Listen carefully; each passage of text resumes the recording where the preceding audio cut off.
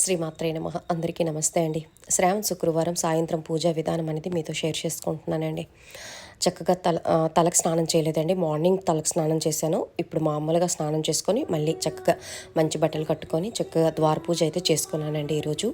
ఉదయమే ద్వార పూజ చేసేదాన్ని ఎప్పుడు ఈరోజు అయితే చేయలేదు. సాయంత్రం చేసుకుందాంలే అనుకొని సాయంత్రం అయితే చేసుకున్నాను. మార్నింగ్ అయినా చేసుకోవచ్చు, సాయంత్రం అయినా చేసుకోవచ్చు. అమ్మవారికి మంగళవారాల్లో ద్వార పూజ చేస్తే చాలా మంచిదండి. నెలకు ఒకసారైనా చేయండి. ఇలా శ్రావణ మాసం, అలాగే మార్గశిర మాసం, కార్తీక మాసంలో చేస్తే ఇంకా మంచిదనమాట. ఎందుకంటే ద్వారపూజ చేస్తామంటే ఇంట్లో మనకి నెగిటివ్ ఎనర్జీ అనేది మనం ఎక్కడెక్కడో తిరుక్కొని వస్తాము. మన పిల్లలు మనము బయటికి వెళ్ళేటప్పుడు తెలియకుండా ఏదైనా సరే మనకి ఎవరైనా ముట్టినా చేసినా ఎక్కడి నుంచి ఏదైనా తొక్కినా సరే మనం ద్వారం దాటి లోపలికి వస్తాం కాబట్టి నెగిటివ్ ఎనర్జీ అనేది మనతో వచ్చేస్తుంది అనమాట. ఒక్కొక్కసారి కాలు కడుక్కుంటాం, ఒక్కొక్కసారి కాలు కడుక్కోము. అలాంటప్పుడు ఇలా ద్వార పూజ చేసుకొని చక్కగా ద్వారానికి మనము ధూపం ఇస్తే ధూపం అనేది మనకి అక్కడ ఉండే నెగిటివ్ ఎనర్జీ అనేది లాగిస్తుంది అనమాట.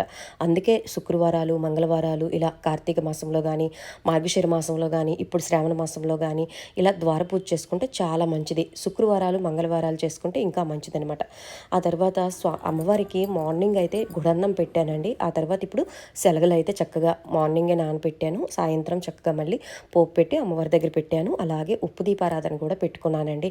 ద్వార పూజ అయిపోయిన తర్వాత తులసికోట దగ్గర కూడా దీపారాధన చేసుకున్నాను. ఆ తర్వాత ఇది ఐశ్వర్య దీపము. ఇలా శ్రావణ మాసంలో ఐశ్వర్య దీపం పెట్టుకుంటే చాలా చాలా మంచిది. ఇంట్లో నెగిటివ్ ఎనర్జీ అనేది పోతుంది. అలాగే మనకి ఉప్పు అనేది ఎక్కడ ఏ మూల ఉన్నా నెగిటివ్ ఎనర్జీ అనేది తీసేస్తుంది అనమాట. రేపు మార్నింగ్ అది సింక్లో వేసేయండి, లేదంటే ఎవరు తక్కువ చోట్ల వేసేయండి. ఓకేనా. చక్కగా సాయంత్రము అమ్మవారి దగ్గర కాసేపు తొందరగానే పూజ చేసుకున్నానండి. కనకధార చదువుకున్నాను. లలిత సహస్రనామం అయితే మార్నింగ్ చదువుకున్నానండి. సాయంత్రం అయితే కనకధార అలాగే ఖడ్గమాల చదువుకుంటున్నానండి. నాకు ఖడ్గమాల అంటే ఎంత ఇష్టమో ఆ ఖడ్గమాల అయితే చదువుకుంటున్నానండి. తర్వాత అమ్మవారికి చక్కగా పంచహారతి అయితే ఇచ్చానమాట. పంచహారతి కూడా అమ్మవారికి మార్నింగ్ ఇవ్వలేదు, ఈవినింగ్ ఇద్దాంలే అనుకుని మార్నింగ్ ఎక్కువసేపు స్తోత్రాలు చదువుకొని అమ్మవారి దగ్గర లలిత సహస్రనామం చదువుకున్నాను. సాయంత్రం అయితే ఉపదీపారాధన పెట్టుకొని ఇక్కడ పంచహారతి అయితే ఇచ్చానండి. ఇగండి బొగ్గు చార్కోల్ అంటారండి. ఇది నేను వరలక్ష్మి వ్రతం కిట్లో అలాగే 16 సోమవార వ్రతం కిట్లో కూడా తీసుకున్న వాళ్ళకి వేసానండి. మీ అందరికీ చూపిస్తున్నాను. ఇది కాసేపు కొంచెం బాగా రెడ్ కలర్లో అయినంత వరకు దీన్ని ఇలా స్టవ్ మీద పెట్టి కాల్చేసిన తర్వాత మనం సాంబ్రాణి కానీ గుగ్గులం కానీ వేస్తే చాలా చాలా బాగా పొగొస్తుంది అనమాట.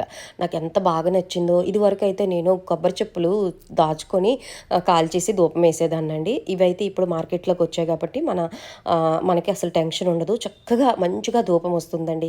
ఓకేనా. ఈ విధంగా అయితే నా శుక్రవారం పూజ అయింది. నచ్చిందా?